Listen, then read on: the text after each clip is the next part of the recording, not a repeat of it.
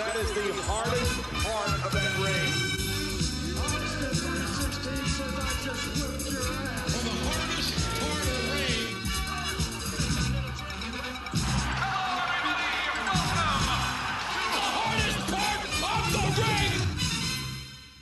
Hello and welcome to episode 29 of Hardest Part of the Ring, the podcast where four friends get together to discuss the wonder of professional wrestling. Today, sadly, there are only three of us. But which three? I'm here. I'm Adam. Sam, are you here? I'm here. Yes. John, are you here? Yeah, I'm here. Oh, this is perfect. This means Brett's not here. This is perfect. Brett's not here. Yeah. Yeah, let's roll with that. I'm cool.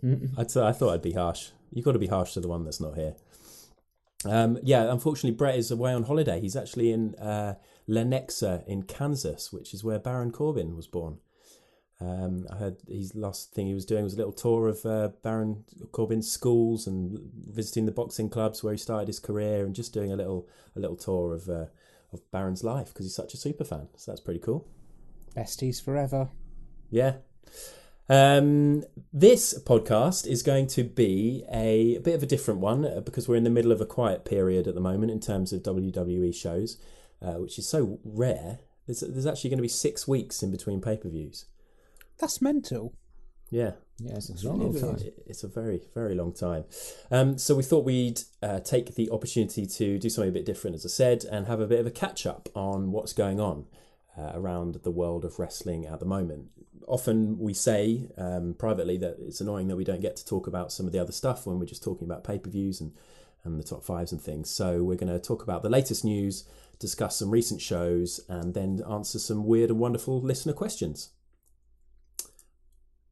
Are you up for it? Oh, sorry, mate. I thought you were putting a sting in there. Yeah. Yes, yeah, I'm up for it. I thought that was such a smooth kind of like summary. I was like, wow, nice. Got there. Yeah, sorry. Sometimes I shouldn't do it so smoothly and perfectly. Anyway, let's have a sting right now. Oh my God! Oh, nice spread on the apron.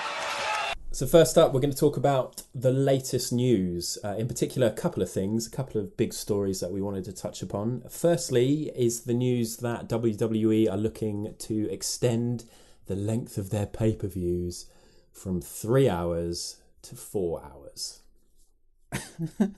Also including a 1 hour kickoff show, so 5 hours total. 5 hours. This is terrible news for us. Yeah. This is such a bad idea. Yeah. So it looks as if the idea behind it is, one, just because they love to throw as much content down our throats as they possibly can, and they can get more sponsorship deals, all that kind of stuff, if we're going to be cynical. But obviously, now that the pay-per-views aren't separated by brand, there's a lot more matches that they want to try and fit in. So, yeah, Clash of Champions is now going to be 4 hours long.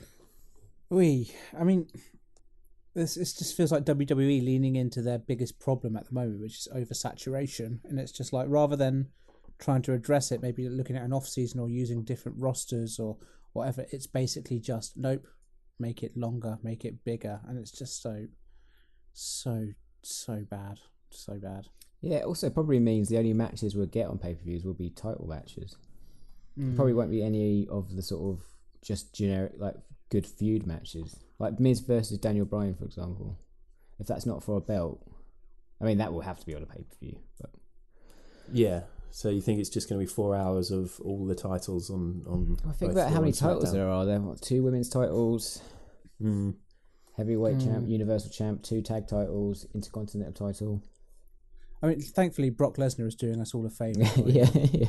Holding one of those championships hostage. I mean, obviously, we won't ever see the universal title matches, but It's just the oversaturation. I'm at a point now where I'm like, I don't want to watch the weekly shows because nothing happens, and I'm starting to get to the point where I don't want to watch the pay-per-views because it's like, it's just not going to develop the stories, it feels like, unless it's WrestleMania, unless it's like one of the big four, or the greatest Royal Rumble, I guess. It just doesn't feel like it's going to push anything. Hopefully, if they have this more time to build towards pay-per-views, it will make them potentially, the stories build more, have more going into them. Yeah, you'd hope. But then, having watched Raw this week's Raw and seeing sort of how they're kind of treading water with some feuds because they've got 3 more weeks to kill until I know that is mental. Until they can pull the trigger. There's going to be a lot of spinning wheels over the next few weeks because I mean, Money in the Bank is ready to go. Like I don't see what else they're going to add to it between now and then. Exactly, and then the other thing we've got is that the standard pay-per-views are going to be 4 hours, which means I think they've said that the big 4 are then going to be extended to 5. I mean, I know WrestleMania was already 5. Maybe that'll go to 6. Who knows? WrestleMania is just going to be 3 days. Yeah. WrestleMania already is 3 days, but it has to be split at some point to be a 2-day event or something. Surely they're going to learn that people just get fatigued. People can't handle it. I don't know. They don't tend to see the obvious, so who knows? I mean, I think for them, they're making money, and that's the kind of decider for them. It's not about kind of what the fans like or dislike or what the quality is. It's about, how much money are we making? And I can only assume that making the content longer is making them more money. Yeah. Speaking of money, the second big story that we wanted to talk about. Lovely segue. That was smooth as silk. It's going really well tonight. It's going so smoothly. I just feel liberated without Brett here. Oh, yeah. Yeah. Fox are buying the rights to SmackDown. I haven't read too much into the nitty-gritty business details of this. I don't think a huge amount has been revealed what they intend to do with it. There is talk that perhaps it will be extended to 3 hours to match up with Raw, because Fox don't want to, look like they're getting the bad deal.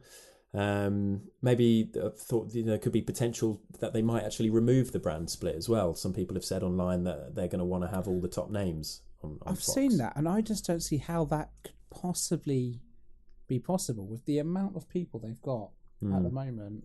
I'd be amazed to see if that actually became a reality. Yeah, it would be weird. I don't see how that would work.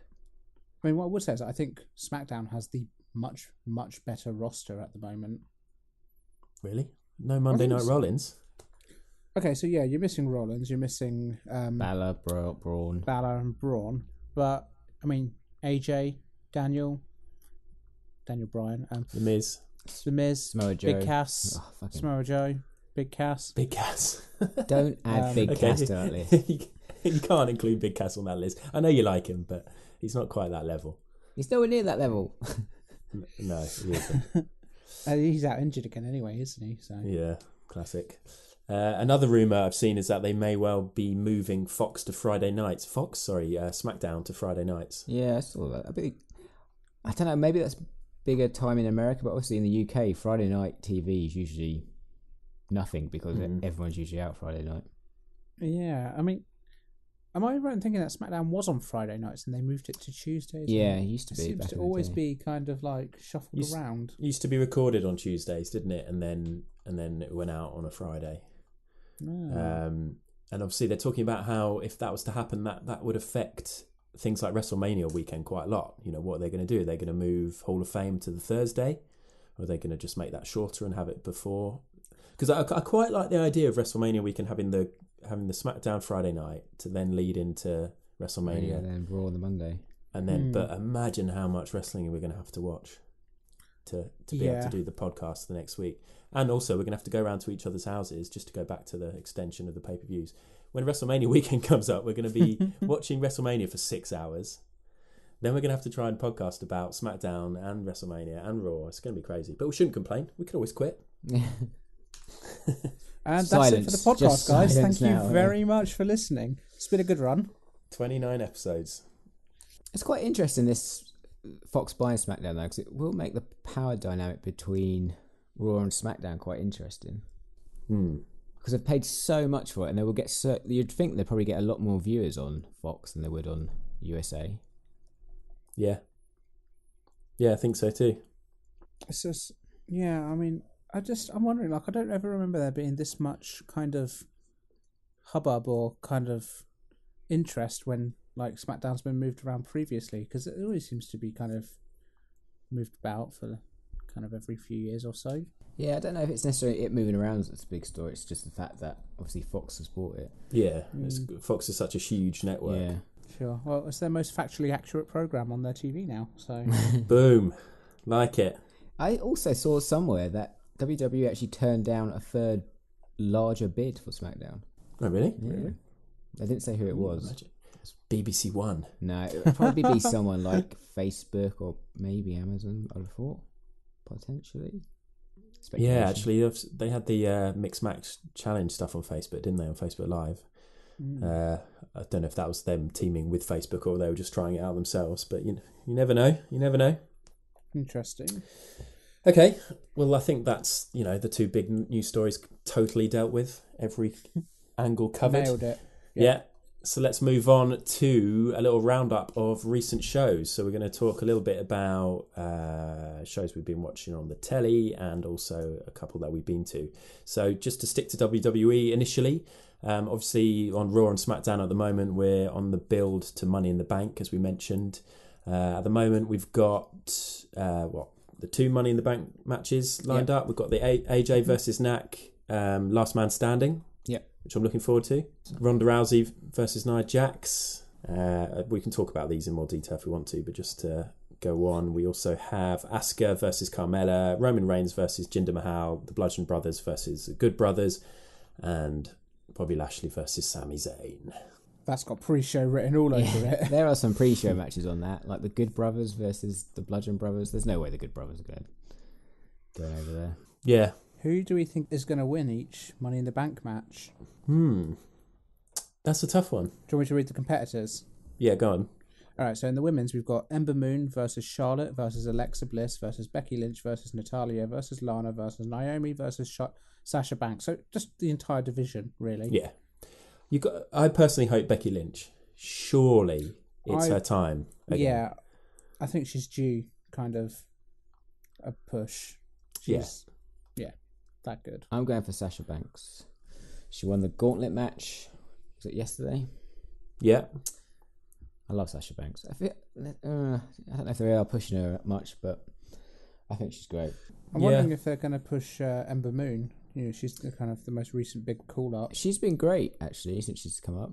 I sort of get a feeling they might reward one of the older, the women who've been around for longer. Because obviously last year, Carmella winning it, she hadn't been around for that long, had she, since her call-up? No. And maybe actually giving it to somebody with a bit more experience and a bit more credibility and somebody who deserves it. So we're saying Lana wins. Yeah. That's probably what's going to happen, isn't it? Yeah. The people I'd hate if they won it would be Lana and Natalia. Yeah. Oh, fuck Natalia. Yeah. Fuck Natalia. I hate her. Okay, so the men's one, we got Braun versus Finn versus The Miz versus Rusev versus Bobby Roode versus Kevin Owens versus one of the New Day versus Daniel Bryan or Samoa Joe. I'm very much looking forward to seeing Braun in a ladder match. Obviously, I like watching him do anything, but I think that's going to be cool. I haven't really seen him do anything like that. I think he's going to injure climbing someone. a ladder. I just think he's going to injure himself and everyone else. It's just going to be a bloodbath. This men's one, there are a lot of people here who I'd love to see holding that case. Like, I just think they'd do so good with it. Kevin Owens in particular. Yeah, I'm thinking Samoa Kevin Joe Owens. if he goes through. Even Rusev, what a revival to his career that could be. Yeah, that's true. On Raw last night, they had a great moment with Braun chucking a ladder from the ring up the ramp at Kevin Owens. Pretty dangerous. It nearly hit him, and he had to have a good aim to make sure that it went straight down the middle of the ramp and didn't hit anybody on the side. Have you ever seen the incredible promo between Kurt Angle and Stone Cold, where Stone Cold just starts lobbing beers at Kurt Angle? Yeah. It's one of the most amazing things I've ever seen. Kurt Angle comes out to cut a promo on Stone Cold, who's in the ring, and Stone Cold's just like, actually, fuck it. He grabs a bunch of beers and starts chucking them, proper hurling them, and Kurt Angle was like dodging them by centimetres.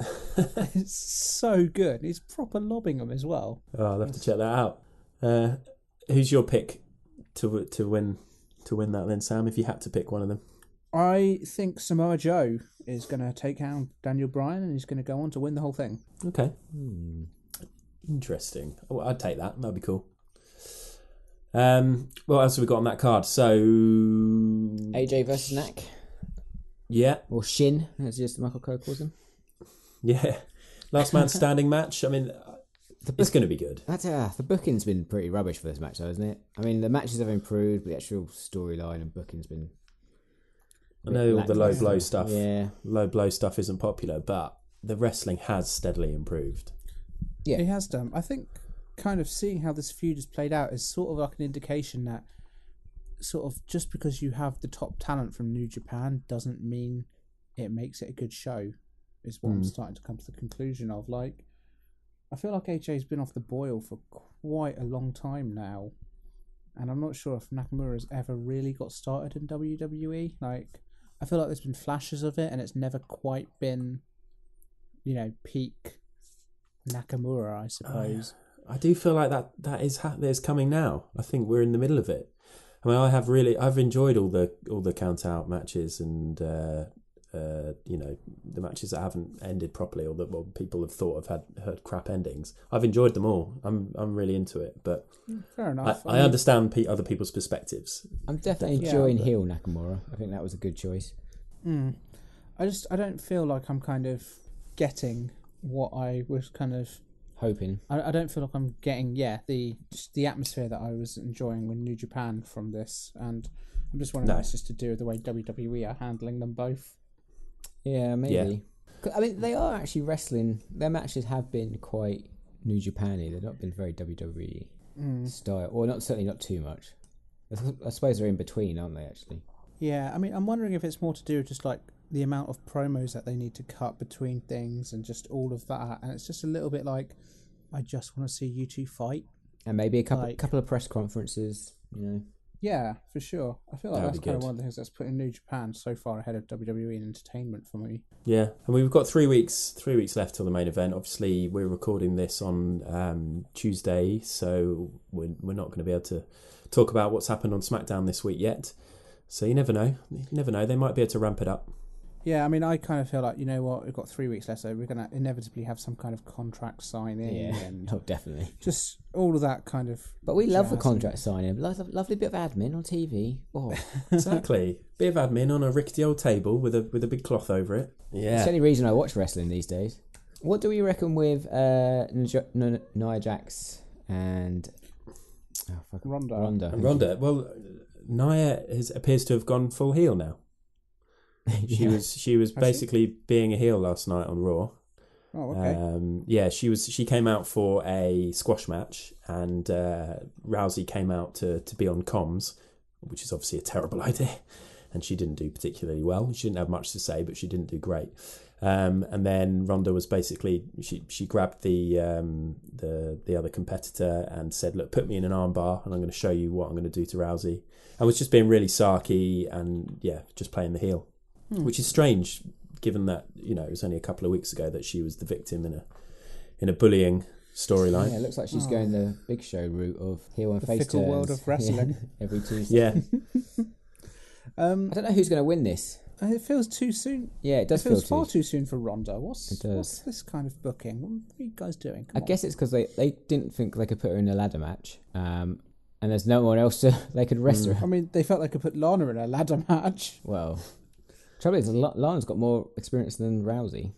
Yeah, I'm sure it'll be good. I'm sure Rousey will be good if she comes out with the energy that she did WrestleMania. But then, they can't put the title on her, and there's no way Nia Jax is going over. There'll be some sort of screw finish, perhaps. I think Nia Jax is going over, actually. You reckon clean win for Nia Jax?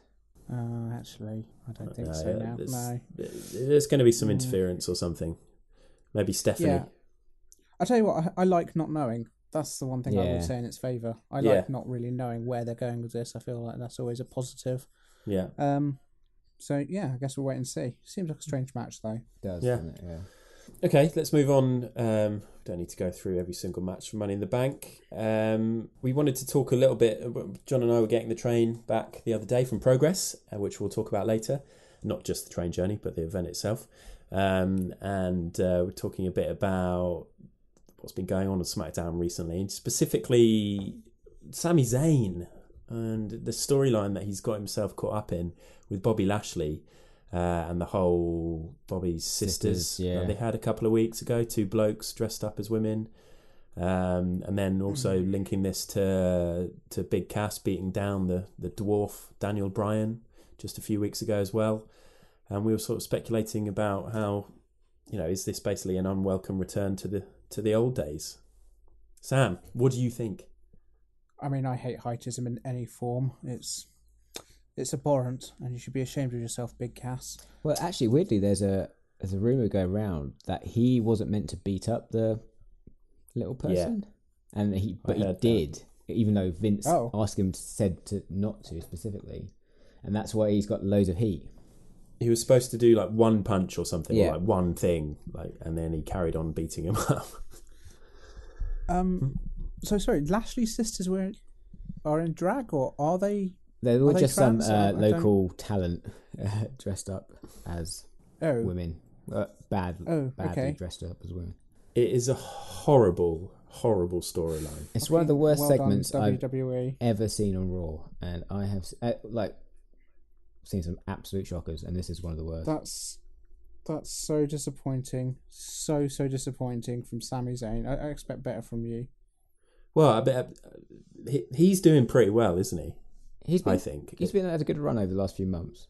Right? Yeah, I mean, with what he's been given, I mean, like the promo that he's had to cut, he's been delivering them well, and I think he's been quite funny. But he must be thinking, "What am I doing?" And that it's leading up to, well, they agreed last night on Raw that they're going to have the match at Money in the Bank, and I mean, well, Sami Zayn's a good wrestler, so you never know, but I'm not that excited about that. Also, like, do they really think this is going to get Bobby Lashley over? Like, how did they think this was going to help Bobby Lashley? Nothing is going to get Bobby Lashley over, is it? I don't think so. Yeah, it's just a very interesting creative direction from WWE, how they keep doing this whole kind of be a star, anti-bullying, progressive kind of, hey, we kind of know what we're doing now. Yeah. And then they do this, and you're just like, oh, yeah, come on, guys. Yeah. This is the exact reason why I don't recommend. Like, I send loads of links around to people, like recommending wrestling matches, like New Japan, like Progress, and loads of indie stuff. But I never send NXT. I definitely do, but never WWE main roster stuff. No, maybe the odd pay-per-view match. Sure. I mean, there has been some pay-per-view matches that have really stood out over the last year, and there has been some good ones. But Raw and SmackDown, no, especially for that many hours. I wouldn't recommend it to anybody. It's such a shame because they have such talented wrestlers on there. Like wrestlers who have proven themselves in the independent scene to the point where you're just like, I can't wait to see this match. And it always being like a kind of dream match when two wrestlers who are huge all of a sudden meet in this huge ring. And you're just like, oh my God, wow. And you never thought Kevin Owens and AJ would be in the ring in WWE. But then it's just, I don't know, man. Yeah. I don't know. Anyway, I think we need to bear in mind that a lot of our listeners are well into WWE, and we should try and keep high energy. So why not move on to the good part of WWE, which is NXT? Nice. Shall we? Yeah. Oh, face first into the apron of the ring. There's very little padding there. A dangerous area. It's not wrestler friendly, I can tell you. Okay, so NXT. There has been so much wrestling going on. I caught up with the last few weeks of NXT yesterday. I know some of you two aren't maybe not fully up to date. I think I'm two episodes behind. Yeah, same. But I can see where it's all going. I'm really enjoying it. Yeah. So obviously, the main storyline probably is the Ciampa Gargano. The fact that that's still going on. I'm so surprised by that. Like, I really thought they had reached a natural end point to that. No, come on. There's no such thing as a natural end point in wrestling. It's a literal fight forever. Fight forever, yeah. But I cannot see in any way, shape or form Gargano going over Ciampa again. Like, no. Ciampa needs a win here. They introduced the whole, well, basically Candice. It's Candice, isn't it? Candice, that's it. Candice got involved and was knocked over when Ciampa knocked Gargano off the apron, and he went flying into Candice. So there's going to be the whole sort of wanting to get revenge for that. They also teased Gargano retiring as well. He came out to the ring and with a neck brace on, and basically said that he's thought long and hard about it, and it looked like he was going to retire, and he's changed his mind and said, actually, you're in NXT, mate. You can't fucking retire. Fuck. I mean, obviously, I don't think anybody can really complain. I agree. I see what you're saying. It was kind of a good end point to have that match, but Yeah, they're brilliant. They're brilliant. Every time they've had a match, I've fucking loved it so far. It's been so good. I just kind of, like I said, I'm wondering, is this going to be the end of this, or they will just kind of keep going? But I think I'm cool with it either way. They are so good in the ring. It's very enjoyable to watch. Yeah, as long as they still put on great matches, they can have this feud for the next 5 years before I care. So just hear me out on this. How would you guys feel about one of the few issues I have with this is kind of Candice LeRae basically more or less being Johnny Gargano's wife more than kind of a good wrestler. How would you feel about Candice LeRae heel turn? On Johnny? No. On Johnny. Come on. I can't. My fragile ego can't take that. My I heart don't know would if Johnny break. could take it. It would be devastating. It would be really good. What, If she kissed Ciampa or something? Just to turn on Gargano. Yeah, kind a of. bit like Ciampa did. So they walk up the aisle. Yeah. That would be so brutal. Just Candice LeRae sitting on a table, looking over Johnny Gargano injured. And then Ciampa just comes behind her and puts his arm around her. Oh. Or goes down on one knee. Yes, Adam. Why are you not writing for WWE? Yeah, we need an NXT wedding. Have they done a wedding angle in NXT? No. I don't know, but Well, why the hell I'm not? on board. Yeah, Candice LeRae and Tommaso Ciampa. Let's get married, guys. Come on. This needs to happen. Let's move on from that then. I think generally we are all excited about that match at TakeOver. They've also had the big storyline of Ricochet versus Dream, which is brilliant because I have both of those guys in the draft and they're both amazing. They had a match a couple of weeks ago and then Lars Sullivan interrupted it and then Ricochet and Dream went to the office and demanded a match against Sullivan. So then last week we had a handicap match, which is always a bit ridiculous, isn't it? To have 2-on-1, Ricochet and Dream versus Sullivan. I just wonder what your thoughts are on Lars Sullivan as a whole. I'm not a fan. I am a fan. I wasn't a fan, and then having caught up, I actually am. I think he's actually a pretty damn good wrestler for a big guy. Kind of what I think so far. I genuinely think he's got pretty good movement in the ring. I like his moves. I like his gimmick. I like the way he kind of, when they come out and they do that kind of light panning behind him. Yeah. I'm into it. I think it's pretty cool. Why don't you like him, John? It's just that, generic big dude, hairy, got weird facial hair that makes his face look very pointy. Yeah. He is really strange looking. He's very strange looking. It's weird when he does like a backstage promo as well, because his character in ring and his promo character seem very different. Yeah, so is his character... Am I right in thinking that he's basically like an intelligent big guy? That's his gimmick. I don't even know. I think he missed comes that. across as like a Neanderthal, like Oh, really? can barely speak, but maybe he's just got he a was speech meant to be impediment. like... I thought he was meant to be like Beast from X-Men or something, like a super clever monster. Or maybe I've just... That would be a great gimmick, misunderstood though. that. Guys, Diane Blue. Yeah, oh my god. Diane Blue. We are fixing NXT right We now. are. It I really don't know if needs we've got much to fixing as fix. well, doesn't it? Yeah. But one note I made when I was watching Lars do his thing is that I was initially like, oh my god, I think Lars might be a better wrestler than Braun. And I know that's not necessarily a hard thing, but Braun's my favourite big guy. But then I googled, and Lars is actually only 6'3", which in big guy realms Is he isn't- really only 6'3"? Yeah, according to Wikipedia. Only 6 foot. I mean, I know, quite only substantially 6 taller than all of us. Well, I'm 6'2", John. You are not 6'2". I am. There's no way you're Adam. 6'2". Come on. Come on. I got measured at the doctor's fairly recently. Oh yeah, of course, yeah. The doctor. And the doctor said, in kayfabe, you're 6'2". build Yeah, height. Is I 6'2". understand if it makes you two feel better to think I'm not 6'2", but anyway, we won't discuss this on the podcast. I'm gonna have to take a photo of me getting measured and Okay, send it to you. cool. Okay, right. Weird. I will not do that. I am 6'2", so there. Yeah, me too. Braun Strowman is 6'8". I think I need to So- see him standing next to Braun just to kind of really get a sense of scale here. Yeah. Who do, But I mean, who I do we think reckon Lars- is the best big guy in WWE? I mean, can we say Samoa Joe? Is he a big guy? No, Samoa Joe's not a big guy. We've got to talk about like Big Show, Braun Strowman type people, Kane, Because I would Lars. I'd say Killian Dane. Oh, that's a good shout. That's a Okay, very so good we're shout. including the really round guys, not the really Yeah. just the really tall guys. Ooh. Okay. I mean, yeah, Killian Dane's definitely up there. Well, in fact, he probably is the best wrestler in terms of moveset and everything. I tell you what, I don't know if we're counting him as a big guy, but I do rate him as a singles wrestler, is Luke Harper. Yeah. No, Yeah. no. Luke Harper's a big guy. He must be 6.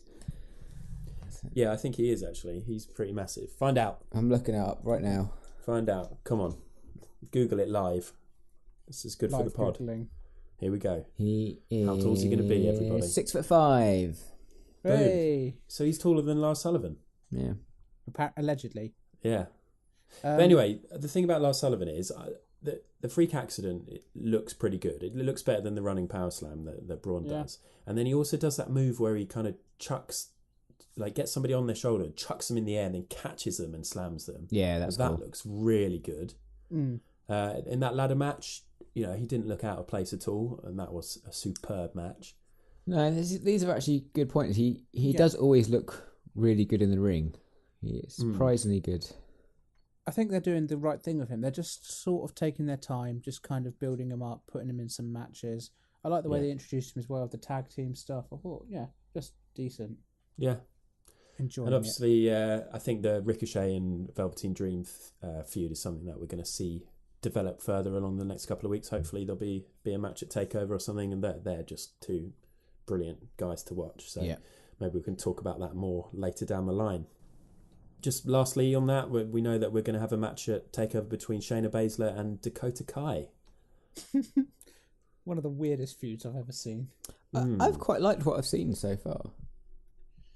It's basically been the whole Dakota Kai being absolutely terrified. Yeah, of but Shayna I quite Baszler. like. I mean, I would be terrified of Shayna Baszler. She looks like she's ripped my heart out, and then eat She it. probably would. Yeah, Again, she would. She probably would. And then she'd vomit up down your throat. Yeah. Wow. I tell you, actually, one of the things I've noticed in NXT quite recently, which has been getting on my nerves, is the outdoor interview where they've got someone kind of giving a promo, giving an interview, and they must have one person holding like 2 phones. Yeah, easily. Just going like, Dakota, how do you feel about Shayna Baszler? Oh, I don't want to talk about it. It's just like, wait, what? What the fuck? I actually quite like those promos because it's kind of got that sort of New Japan feel, hasn't it? Sort of legitimising it. These are like sports reporters. They're a bit cringe. I like it. And I like Dakota Kai a lot. I've liked her when I've seen her on the Indies or in Progress back in the day, and then also on the Mae Young Classic. And I just think she's done well with what she's been given. I mean, it can't be great to say. She's got some great moves in the ring as well. Yeah. Oh, yeah, she has. But imagine like the bosses coming and say, "Can you? We want you to basically just act like you're terrified and that you really don't want to fight the champ, and then that you will get your match." And she's like, "Okay, fine." Yeah. And she's dealt with it well. I'm sure she'll just be allowed to slaughter. I don't see her winning it. But they've also introduced Nikki Cross into it a week or two ago, with Nikki turning up and just doing her weird laughing. So it looks like she's going to be involved as well. So maybe it'll turn out to be a triple threat. We'll see. I think Baszler will defend. Yeah, I thought so. Yeah, definitely. The women's division on NXT at the moment is a little light, isn't it? It feels a bit empty, actually, since I feel like Oscar, it's the kind of- Iconics. I think it's in a pretty good place. I feel like it's building again. Oh, yeah, I mean, they've got- it just feels a bit light. I know they've we've got- obviously got a lot of new wrestlers there, but I think a lot of them have started to find their footing and find their place. People like Lacey Evans, for example. You know, she's got herself a gimmick now and she's rolling with it, and like it or like it, it's Bianca it's Belair. Yes, absolutely. Bianca Belair, I think, is going to be huge. Yeah, she looks really good. That match with Okay. Candice was amazing a few weeks ago. Yeah, that was cool. Good. That's NXT talked about. That was nice. I bet Barrett is going to be gutted listening to this because he would have loved to have got involved. And he would have loved to have got involved in this next bit as well, which is going to be the part of the show where Adam, me, sits and doesn't say anything for about 10 minutes because these guys are going to talk about the New Japan Best of the Super Juniors tournament. So go ahead. So Flip Gordon's a really good wrestler. He is. I've only watched the first 2 nights, but his match with ACH was really good. Holy shit, that springboard. Yeah. the springboard to the second springboard, he must have got about 12 foot in the air. It was mental. Yeah. I mean, we were talking about this on WhatsApp. Like, we're quite big fans of Flip, but we have to be a bit careful because obviously he's a flat earther. So, you know. It's a bold take on the world when you've been in a plane. Yeah. Like the amount of air travel we must do. Oh. Anyway. If we have any flat earthers listening to the podcast, then please do get in touch. I mean, we're not going to criticise you. We just love to hear your point of view. But he's doing really well at the moment, though. He's got 6 points. Indeed, yeah. And he got that win over Taiji Ishimori as well, which is a big one for him, considering Taiji's the favourite. He's getting pushed a lot, isn't he? He obviously won this first match with Ospreay. What do you think of Taiji? Nah, I don't like him. There's something weird about him. Like, he's too stacked for his frame. Yeah, I'm not entirely convinced by him so far. I found it quite entertaining when he was coming out in his first match, and I think kind of commentators were talking about how he was like linked with Impact and WWE, and I was just like, was he? Yeah, I don't remember that. But I quite like his slide out of the ring kind of German suplex move. Yeah, that's cool. It's pretty good. I like his look, to be fair. Like, the mask is pretty awesome. Yeah, I'm kind of wondering whether they're setting him up to maybe take over the Bullet Club after sort of Cody potentially goes or Kenny goes. Oh, that's an interesting take. I mean, the problem is that he's kind of, I think he's very much in Bullet Club B, isn't he? He's not part of the Elite. No. So he's not actual Bullet Club. I don't know. It's a very kind of glib statement, I think. Not entirely sure about that, but yeah. I mean, I'm wondering if Bullet Club is going to remain as Bullet Club, to be honest, because you've got quite a big stable at this point, and it's very much in two factions. I think they will always be there, certainly for a long time coming, just because it's so popular, like worldwide.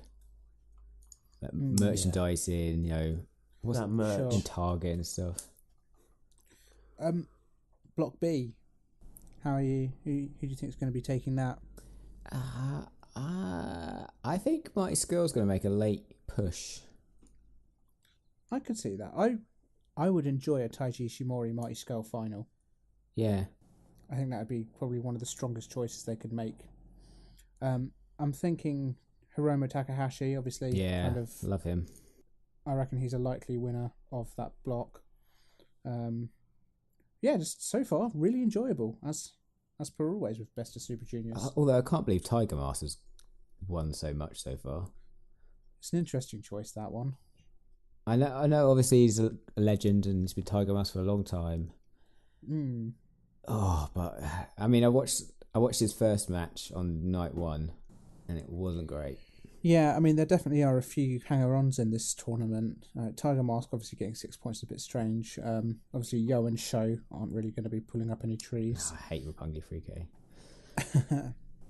And then obviously Taguchi and Kanemaru as well, kind of going to be kind of pulling up the rear a little bit. Yeah, so. They've got some amazing talent in there. I'm interested to see what happens with ACH actually. Yeah, I think I saw him in this last year, and he had a few good matches, but I think he's going to be quite good. He looks great. If you had to recommend one match to watch so far, which one would you go for? Takahashi versus Mighty Skull. Oh, good choice. If I had to recommend one, I would go for Kushida versus Mighty Skull. Oh, so there we go.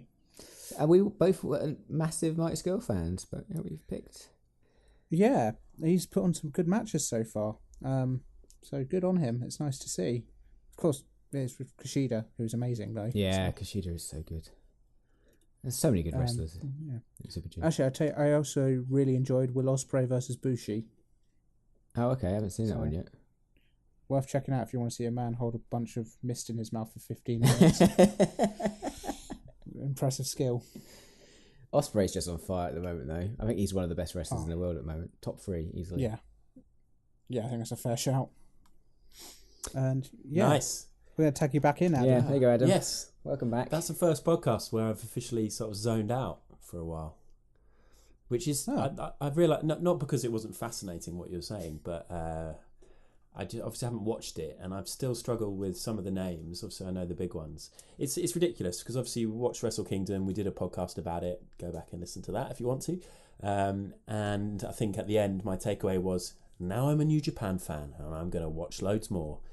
And I haven't, and it's not. I know it's great, and I know it's possibly the best wrestling in the world, but I'm committed to WWE, and I'm committed to the British Indies. So what I would say is that there's just a lot, like WWE. There's a lot of content with New Japan, and it's just a little bit like you've got to pick and choose it because there's just no way you can watch all of it. I don't think.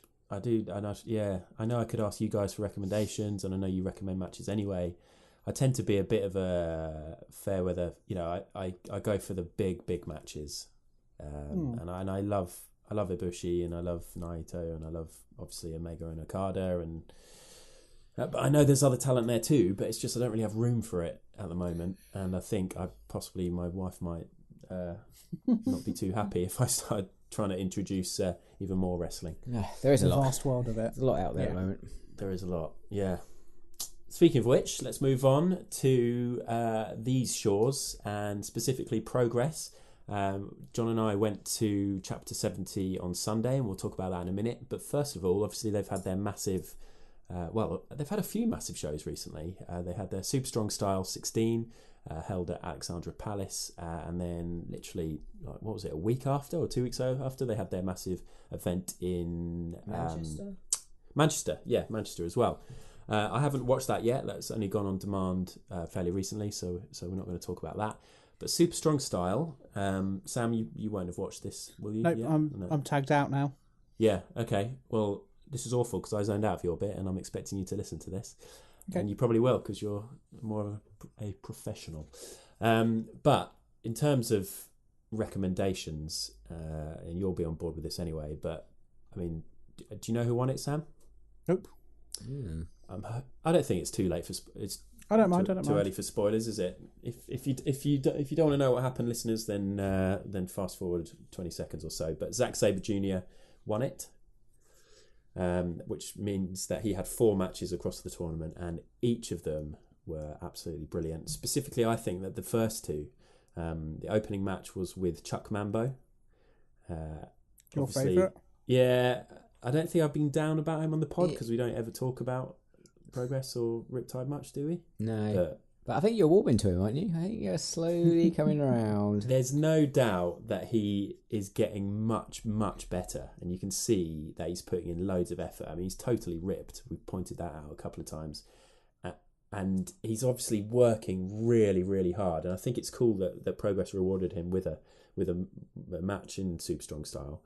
I just hate the gimmick. Any sort of surfer dude, like, oh look, I've got elastic bands in my hair, and the beach ball thing. I know it's happy in good times and everybody loves it, so I should just stop being miserable. I just don't like it. So, but I can definitely say that he is improving a lot as a wrestler, and this match was really good, going up against obviously one of the best in the world. They sort of, maybe it's because they've got a similar sort of frame and body shape, and they're both quite flexible. They're able to do some incredible moves and some incredible counters as well. Chuck Mambo didn't look out of place against. No, I was quite happy with that. He got that match got amazing reviews. It's great to just see, Mambo's obviously put a lot of work in, and it's great to see him getting recognition. Yeah.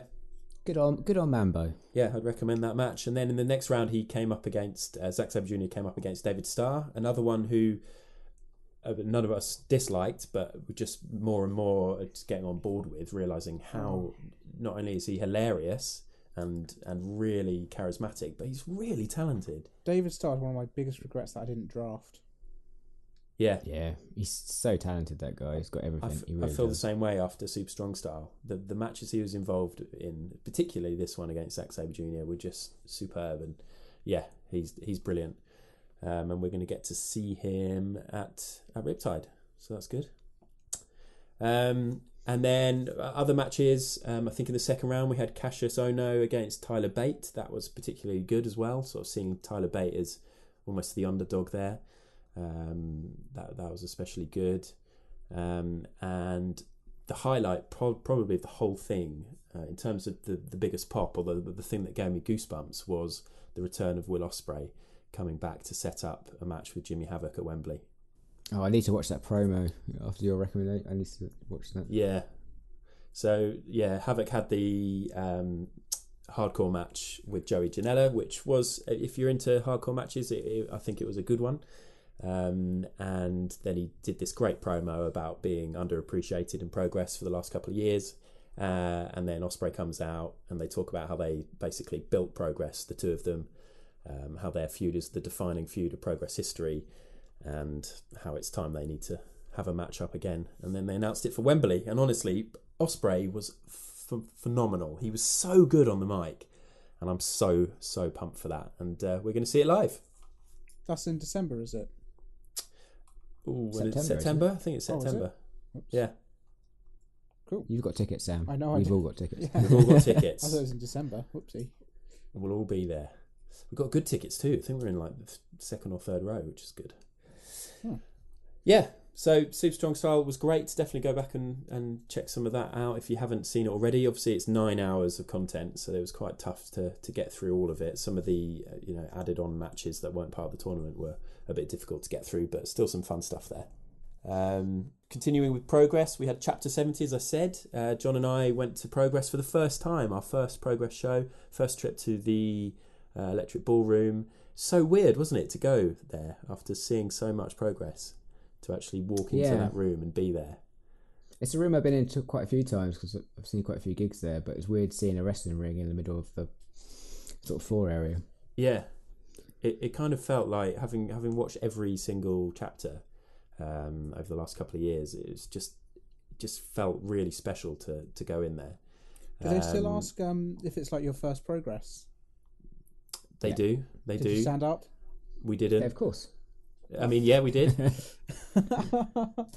Yeah, cool. I mean, we're going to be positive about this show, but I was going to maybe mention that about how it's kind of a weird thing, isn't it? The fact that they have the everyone welcome, and then Jim immediately picks on people who haven't been there before. And I know it's just a laugh, and I know he's a stand-up, and that's his shtick and all that, but it kind of immediately puts people on the back foot and will make a lot of people feel uncomfortable.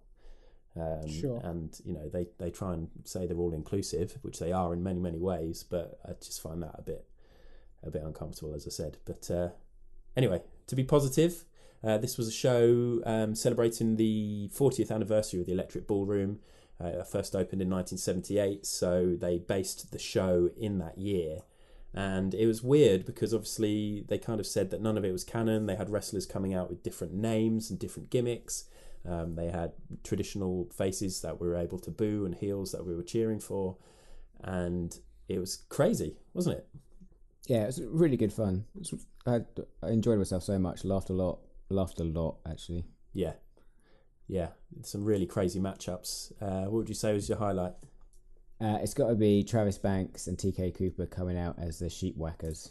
Basically, a Bushwhackers ripoff. It was hilarious. Yeah, they were so good, especially Travis Banks. He absolutely sold it so well. Yeah, you can tell Travis just thrives for playing those stupid roles. I know he does it a lot. I think at Attack and some other places, but yeah, he's amazing at it. It was so funny the way they were licking each other and doing all the Bushwhacker stuff. They were up against Jordan Devlin, who we were saying he got a massive reaction, didn't he? Yeah, huge pop. So over at Progress at the moment. And they had El Fantasma as well making his debut, someone who we've seen at Riptide in the past, but he's really talented, as is Jordan. And I just thought this match was so good. I agree, it was so good. Yeah, it was great. Great match. I mean, it's up there with one of the best matches I've seen live. So yes, check that out when it comes out in the next week or so. To be slightly negative again, we were sort of 4 rows back near the stage. I had a shit view. I had a really big guy sat in front of me who had a really big guy sat in front of him.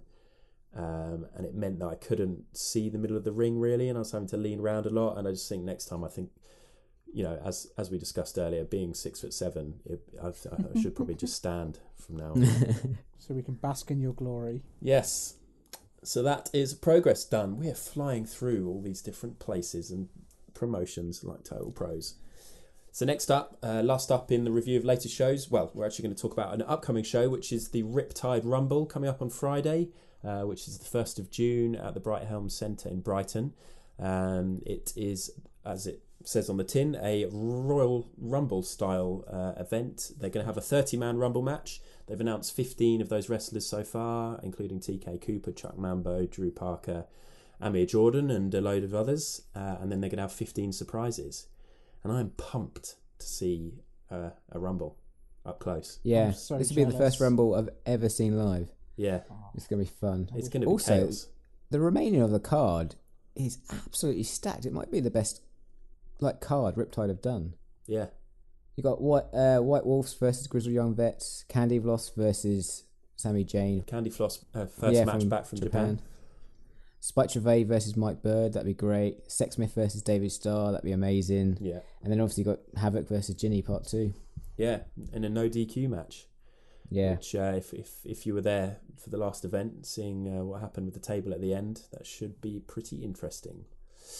So we're going to that. I think 3 of us going. Sam isn't going to make it. Brett's going to be back from his Baron Corbin pilgrimage to join in.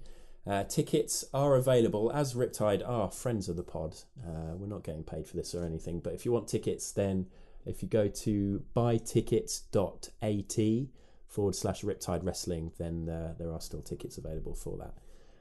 Definitely buy a ticket. It's going to be great. Yeah, even if you can't go, just buy a few tickets. Support indie wrestling. Okay, that concludes the roundup of shows. So let's move on to listener questions after this. Oh, man, shoulder first on the apron. So, listener questions time. As we knew that we were not going to have a WWE pay-per-view to talk about, or a top 5, we thought, as well as the roundup, we would ask you guys if you had any questions. We did say literally any questions, so we definitely got an interesting range here. We might not get round to all of them today, but if not, we will come back to them next week. But John? Yeah. Well, Ed 776119007, catchy. It's a really name, good question. But we don't have time for it now, so we're going to carry that one over. But Heel Nick Payne, obviously been in touch. He asks, any tune from history, what would your ideal theme entrance music be? Oh, I'll tell you what, if we all say them, and I'll cut them in as well so we can sort of hear them. Sam, do you want to go first? Dr. Robotnik theme from Sonic 1. Oh, good one. So threatening. Oh my god, I should have guessed it would have been something Sega related. Oh, that's such a good one. It'd It'd be great if you could almost roll down to the ring as well. Oh yeah, I would go in a little egg machine thingy, kind of Yeah. floating Oh along. my god. So that will be playing along in the background now, hopefully. Adam? I always, for ages, wanted to have Anti Up by MOP. Oh, that's a good one. Because that is just an absolute banger. And then I Googled it today just to check if it was a banger, and I can confirm it still is. I've realised that John Cena actually samples it for his entrance. Oh. Like the start bit with the sort of rolling R or whatever that noise is. This shit here feels like the whole entire world collapse. Motherfucker.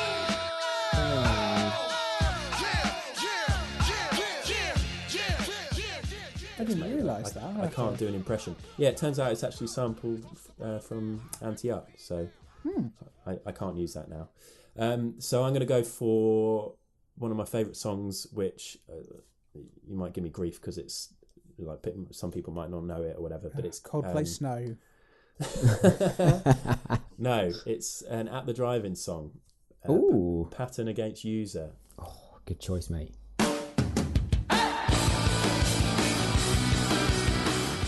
Because it's got a great little drum break at the start, and then it goes into these heavy guitars, and it's one of my favourite songs of theirs, and just generally gets me pumped when I'm driving. So I reckon it'll get me pumped when I'm standing backstage. Obviously, like I said, the little drum break at the start is, maybe it'll have the similar effect as the Broken Glass for Stone Cold. Who knows? Nice. Almost definitely not. Continuing Adam's hardcore theme, I'd go for a song called Wake the Dead by Comeback Kid. Ooh. which is an absolute banger.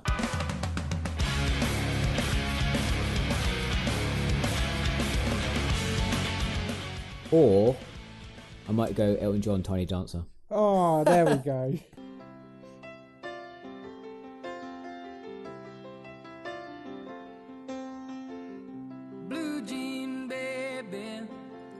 I do love that song. John on 205 Live.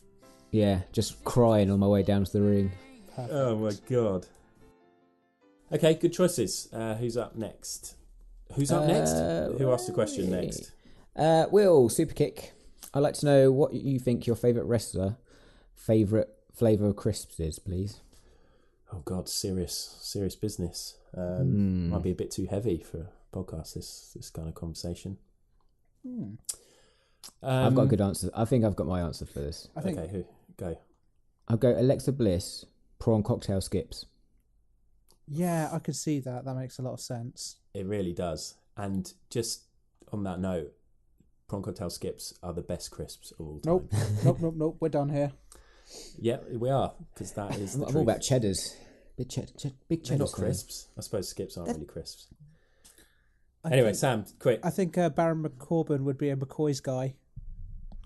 That's the best I've got.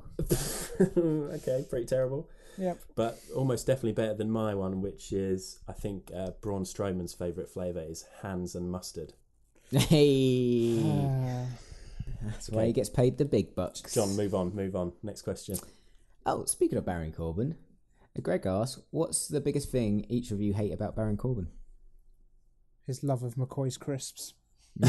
Oh, God. I don't hate him. No, I don't mind a bit Baron. I think I realised what I dislike about Baron Corbin, which is he's a complete charisma vacuum. He just has nothing going for him in the promo or personality department. He strikes me as one of those guys you sometimes meet that appears to be a stoner but never smokes. You know? I think he's just No, the not me. edgelord of wrestling. Yeah. I actually, I changed my mind. I do hate his hair. I don't understand why anybody would choose to have that hair. I don't know if Yeah, he but can you chooses to imagine have that bald, though? hairline. Yeah. Well, that's if you have that hairline, then there are options.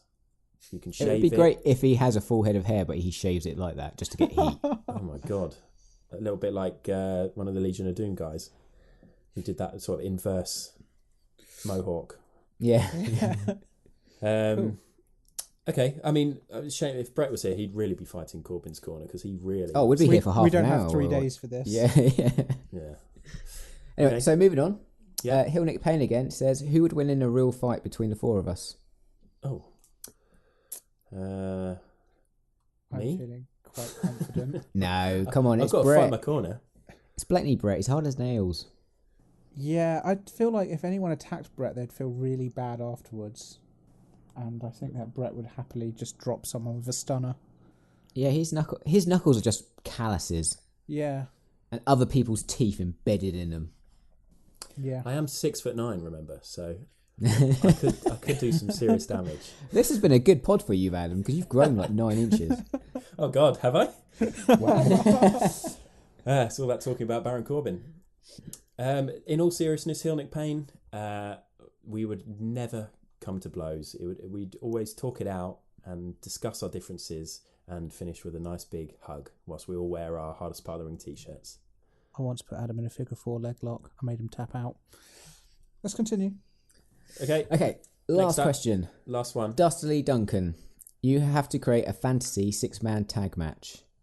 Team 1 is 1 main roster WWE, 1 205 live, and 1 NXT. Team 2 is 1 from New Japan, 1 from British Wrestling, and 1 from Indie Wrestling. Plus, you have to pick the interesting stipulation. So we split this up. So Sam's taking the WWE ones, I'm taking the Indie ones, and Adam is picking the stipulation. This is quite exciting because we don't Yes. know what each other have brought to the table here. No. Okay, Sam. So for WWE, I've decided that my guys are going to play the heel role here. So I've gone for Arya Daivari from 205 Live. I've gone for Tommaso Ciampa from NXT. And I've gone for Roman Reigns from the main roster. Oh, I like that team. I like Going to it. get a lot of heat. Okay, and who are they going up against? So I've gone for big dudes hitting hard. I've gone from Ishii from New Japan, Yeah.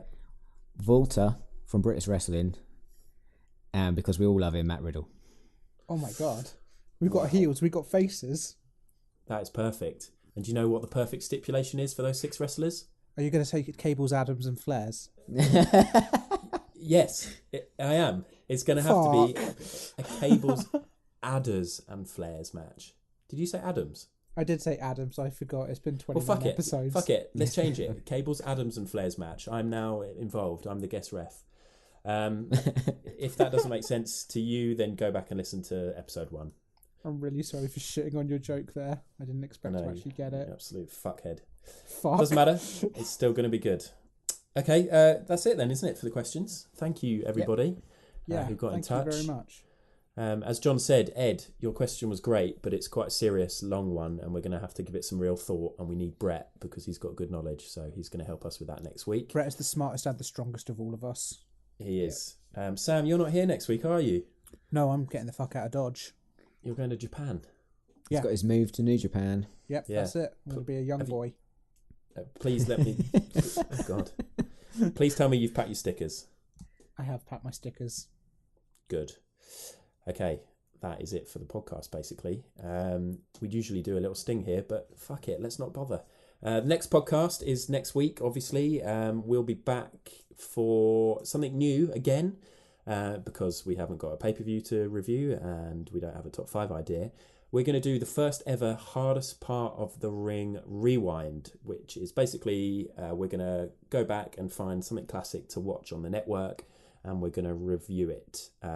We have already picked, and we're going to go for No Way Out 2000, which a lot of you will know is considered one of the best pay-per-views of all time in terms of the quality of the matches. So we're going to go back and watch that.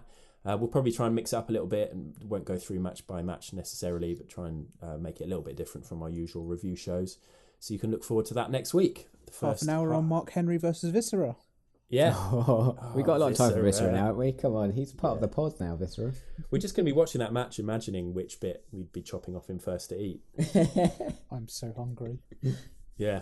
So that's next week. Brett's not here to talk about social media stuff, but Sam's going to take that role. Yeah, bringing it back. If you want to get in contact with us, you can email us at hardestpartofthering@gmail.com. You can also talk about Adam's height or lack thereof on social media, Hardest Part Pod, and that's on Instagram, Facebook, and Twitter. And if you fancy buying a t-shirt or some stickers or whatever you feel like, head on over to hardestpartofthering.bigcartel.com. Hooray! Thank you for listening, and that is it for now. Please subscribe, all the stuff I usually say. It's goodbye from me, it is goodbye from Sam. See ya. And goodbye from John. Goodbye. That was the hardest part of the ring. That is the hardest part of that ring.